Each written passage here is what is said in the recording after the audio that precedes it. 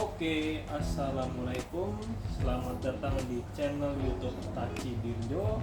Di sini saya mau review salah satu helm yang baru dirilis di event IIMS 2024 kemarin.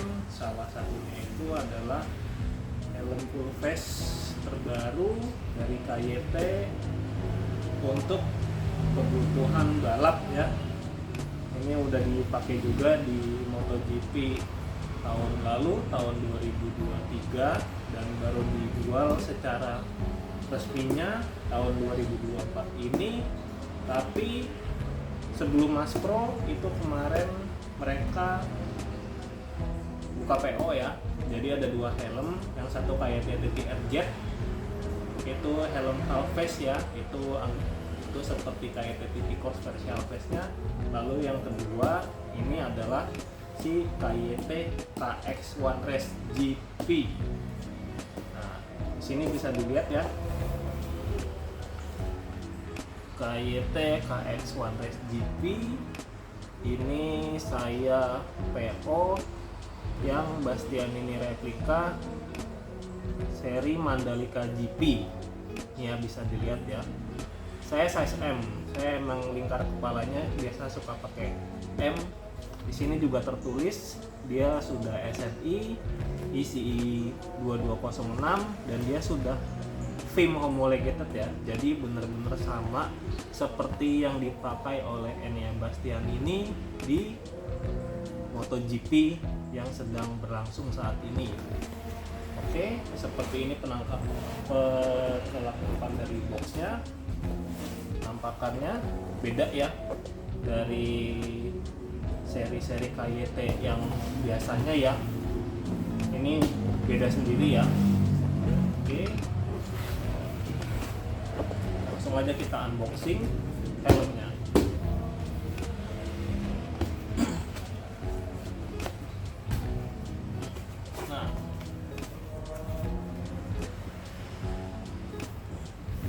Nah, khusus kemarin yang PO di IMS itu dia ada free hadiah ya. Yang pertama itu adalah topi ya.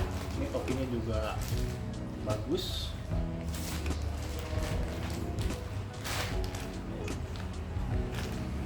Ini kalau nggak salah harganya kalau kita beli sendiri tuh 300 apa 500 ribu ya, saya lupa ya.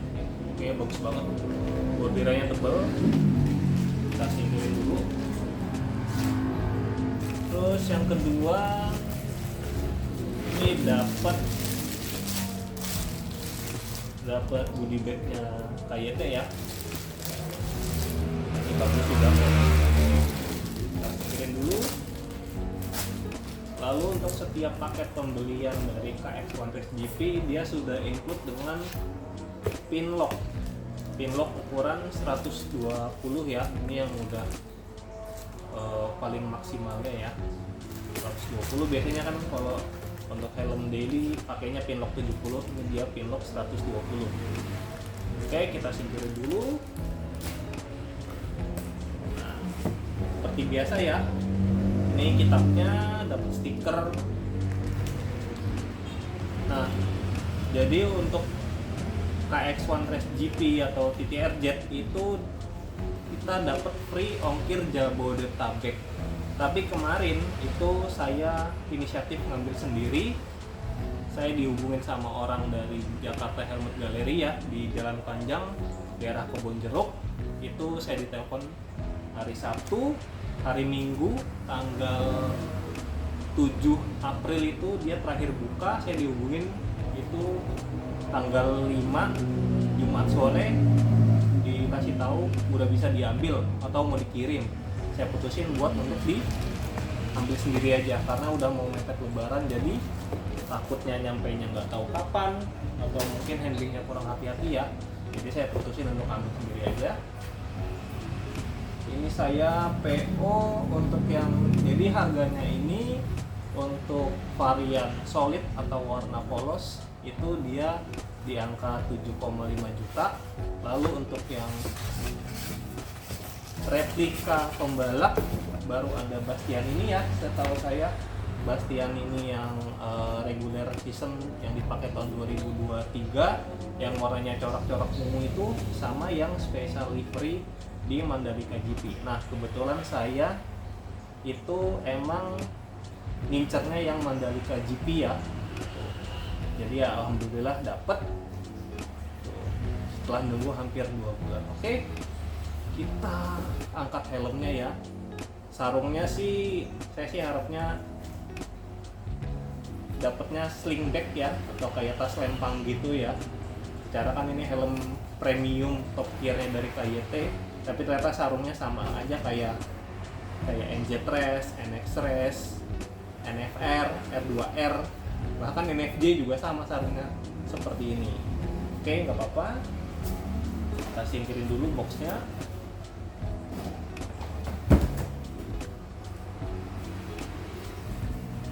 Nah,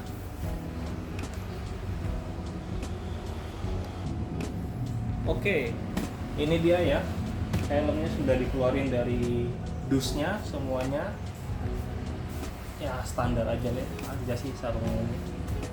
Oke, kita buka aja ya. Walaupun sebenarnya juga udah saya unboxing sih sebelumnya ini, tapi saya bikinin aja videonya buat temen-temen yang penasaran. Gimana?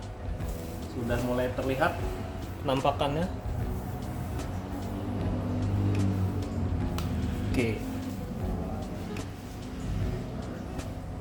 Oke ya, ini kita singkirin dulu aja sarungnya, lalu kita buka.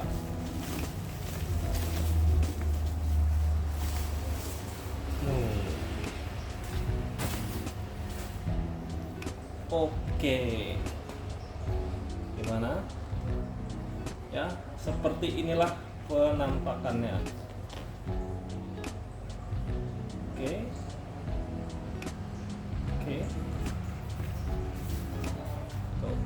Ini busanya ya. Oke. Nah. Oke. Gimana menurut teman-teman, cakep ya? Kalau saya pribadi sih saya jujur suka ya. Walaupun mungkin secara siluet itu mirip kayak TTT Course, tapi ini beda banget. Beda lah, harganya juga jauh beda. Oke.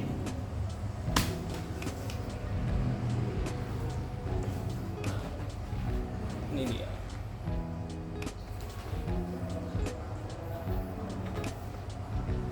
Oke ya.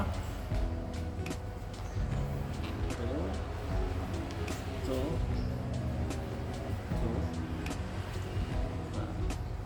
Jadi untuk seri Bastian ini, Mandalika ini, dia rupanya juga udah ada sponsornya dari Ducati Factory Lenovo. Sebelah kiri juga ada, sebelah kanan juga ada, tapi tentu aja nggak ada logo Monster Energy ya. Oke. Dia desainernya dari Drudy Performance, sama seperti desainernya helmnya Rossi. Nah, cakep banget ya. Motifnya ini temanya batik ya, 2 warna.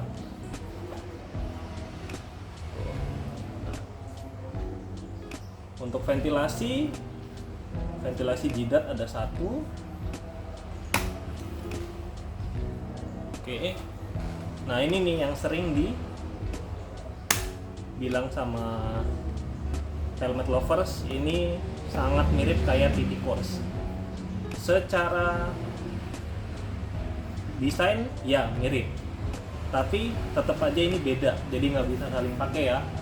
Ada juga yang bilang, ini TT Course fan-nya digeser ke agak depanan ya, tapi ya nggak juga lah, ini beda kok. Dia double, ventilasinya dia modelnya klik ya, klik. Oke. Nah, untuk ventilasi dalamnya dia dibukanya dari dalam, ya dari dalam. Oke ya. Nah, untuk bagian belakang dia nggak ada klip ventilasi, dia langsung ada 2 lubang exhaust aja. Oke. Nah, untuk mekanisme pengunci visornya dia udah yang paling update ya. Beda sama kayak sRGP Xiaomi yang modelnya itu dia digeser, ini dia dipencet, ada tulisan open. Ketika di open dia akan membuka sedikit, lalu nah kebuka. Emang ini agak keras ya, agak keras sedikit, benar-benar buat mastiin bahwa ketika visor locknya itu terkunci dia akan susah terbuka ketika insiden. Nah, ini dalamnya ya, tidak. Terus juga ini untuk mekanisme dari pengunci ratchet dari visornya ini sangat easy lock system banget. Kalau yang model sRGP dia kan mekanismenya agak banyak ya, agak gede juga. Ini dia kalau saya ingat itu balik lagi kayak model Xiaomi SR Sport ya, yang dia tuh simple, ratchet mekanismenya itu kecil, dan ini juga gampang banget buat dibuka tutup. Ini cukup aja ditarik, ada bagian open, ini kita tarik aja, udah lepas ya. Nah, untuk masangnya lagi ini cukup ditekan aja, dah simple banget, gak butuh banyak tenaga. Yang kanan juga sama seperti itu ya. Dan dia untuk untuk step visornya dia itu ada 1 posisi full open, 2, 3, 4, lalu full. Nah, ini sudah tertutup tapi belum terkunci dengan sempurna. Ini tinggal ditekan aja ke bawah sampai dia bunyi, dan ini sudah ngelock.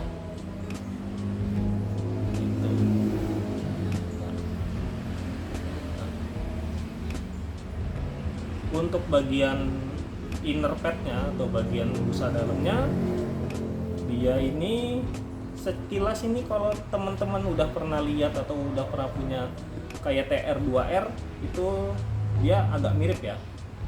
Untuk mekanisme dari EQRS-nya itu mirip ya, tulisannya, terus juga corak motif dari karbon skinnya sintetis dia juga mirip. Bahan dari linernya juga dia mirip kayak R2R, dan ini beda banget sama Xiaomi sRGP yang dia bahannya kayak bludru gitu ya, Alcantara. Kalau ini enggak, ini kalau saya lihat ini kayaknya bakal lebih awet. Kalau Alcantara dia kan pasti beberapa tahun itu, apalagi kalau nggak dirawat itu dia akan berudul, hancur. Kalau ini mungkin agak awet. Itu ya. Nah,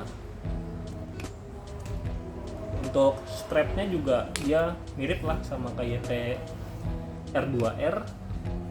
Sistem penguncian talinya juga udah pasti double D-ring ya, karena buat balap sama. Dan di chin strapnya dia itu ini ya, nggak full bahan kain kayak MZ Race apa R2R. Dia ada aksen kulitnya juga, kulit karbon skinnya, kulit sintetis. Oke. Nah, inilah yang pembedanya. Sorry.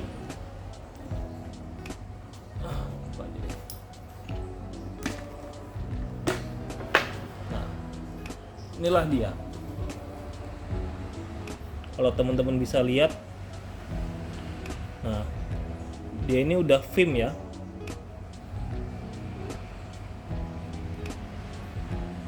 udah film homologated Jadi helm ini sudah bisa dipakai balap ya, jadi otomatis lolos dari scrutining kalau teman-teman mau pakai balap di track ya. Tuh. Jadi helm ini sertifikasi standarisasinya banyak banget, SNI, ECE 2206 standar Eropa yang paling terbaru, ditambah oleh FIM homologated ini gitu. Oke ya, dan inilah penampakan dari si busanya tuh. Oke, jadi walaupun di atas ini ada ventilasi ya, ini sebenarnya ventilasinya itu bolong, IPS-nya juga bolong. Cuma di bagian crown pad-nya sini, ini oke nggak bolong. Tapi setelah saya bongkar pertama itu, ini ternyata ada dua lapisan di sini, dua busa. Nah, busa yang meluk jidat kita itu ketutup kayak gini. Tapi untuk yang di sisi sebelah sananya yang dekat IPS, dia tuh bolong sebenarnya. Tuh, jadi akan bikin rada adem lah. Gitu. Dan akhirnya setelah sekian lama, inilah mungkin saya tahu ya, helm KYT yang chin strapnya bisa dilepas. Jadi di chin strap bagian kiri dan kanan itu dia ada kancingnya, dan ini bisa dilepas. Dan saya juga udah bongkar. Jadi kalau teman-teman mau nyuci helm ini, itu gak usah repot-repot lagi. Biasanya bingung mau nyuci chin strapnya, pasti kan akan nyuci sama helm-helmnya juga. Untuk di helm ini enggak ya, bisa dilepas. Jadi helmnya, shellnya, batoknya aman. Kita bisa cuci semua innernya, cheek pad, crown pad, chin guard, sama ini busa belakang leher, seperti itu.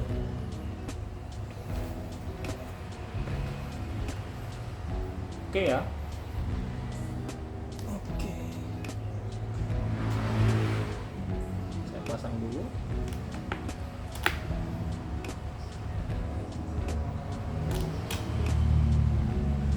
Oke, udah.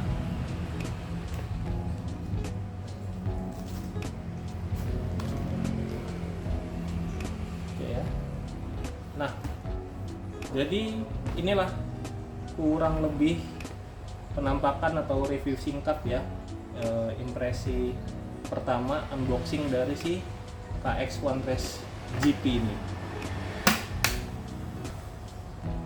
Kalau menurut saya, dengan sertifikasi yang sudah ready untuk balap, bahkan di balapan untuk WSBK atau MotoGP, dengan harga 8 juta ya untuk varian replika ini sih worth it sih.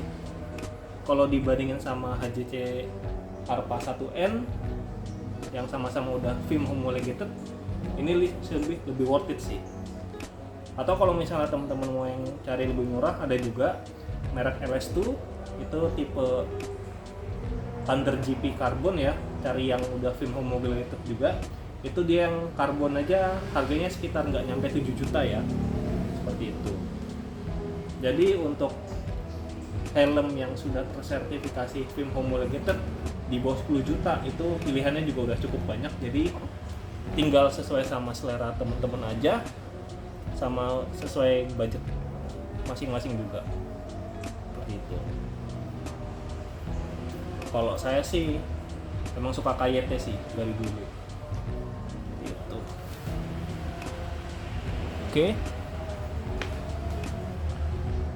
Oke, mungkin coba akan saya ini ya, tes fitting ya, ngasih contoh ke teman-teman bahwa ini fitmentnya gimana. Saya ukuran kepalanya itu lingkar M. Saya juga coba ini M waktu pada saat fitting di waktu PO di IMS. Sebenarnya antara M atau L itu saya lebih nyaman M, walaupun dia agak ngepres di pipi ya, tapi di jidatnya oke, lega banget, nggak teken. Kalau misalnya teman-teman mau pasang intercom atau kepalanya mau lebih agak rileks, itu monggo ambil L aja. Tapi itu kalau misalnya kepala kita gerak, itu helmnya kayak kurang muluk. Dan ini juga karena sudah ini film homologated, dia khusus balap nggak ada slot intercom ya. Jadi kalau misalnya teman-teman maksa mau pakai slot intercom, mungkin akan lebih bijak kalau mau ambil yang size satu tingkat di atasnya aja. Kalau biasa pakai S ya ambil M, kalau ambil M ya, kalau biasa pakai M ya ambil L aja. Itu kalau misalnya mau pakai tetap intercom ya, walaupun nggak ada slotnya, tapi di sini cukup lega sih. Bisa ditempel lah, bisa dipaksain. Oke, coba akan saya coba tes fitment dulu. Bismillahirrahmanirrahim.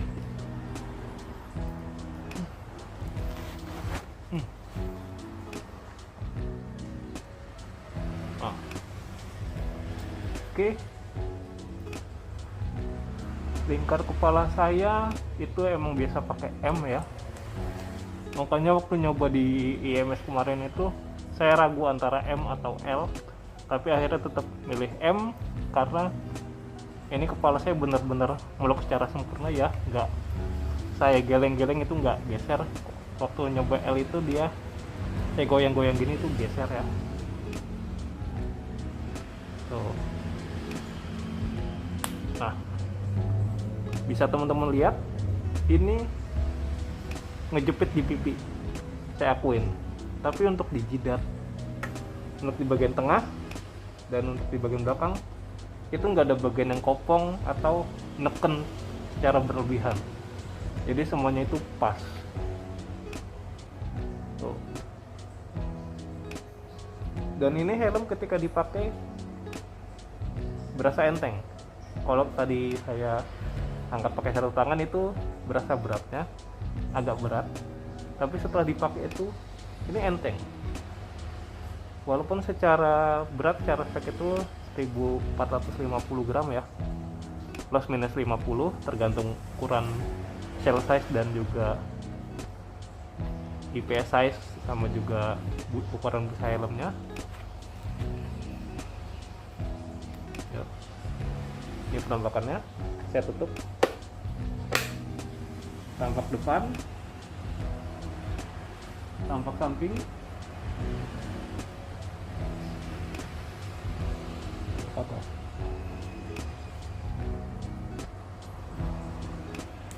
Dan ini ketika helm udah dipakai, untuk buka tutup visornya itu lebih gampang.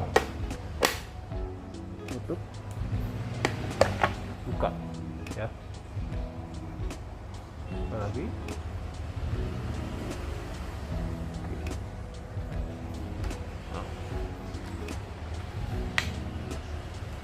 Jadi ya inilah kalau saya sih cocok-cocok aja, fitmentnya enak, nggak ada masalah ya. Cuma agak sulit aja, agak ngejepit ketika tiap mau masukin atau ngeluarin ini helm dari kepala, itu ngejepit banget.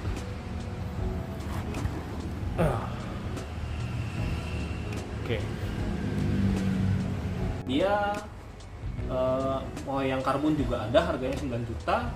Untuk yang replika sementara cuma tersedia yang Bastian ini reguler 2023, dan saya nggak tahu kalau untuk Mandalika ini nanti akan Mas Pro-nya banyak juga apa enggak, saya nggak tahu. Atau ada juga yang varian warna solid itu harganya 7,5 juta ya. Jadi sekian aja review singkat dari helm ini. Jangan lupa like videonya dan subscribe channel ini di Tachi Dirjo. Itu nggak cuma bahas tentang helm, dan kita juga bahas tentang kopi ya. Ya pokoknya di like sama subscribe aja dulu supaya channel ini berkembang dan saya bisa upload untuk review helm atau kopi lebih banyak lagi ke depannya biar saya semangat. Oke, sekian aja dari saya. Wabillahi taufiq wal hidayah. Wassalamualaikum warahmatullahi wabarakatuh.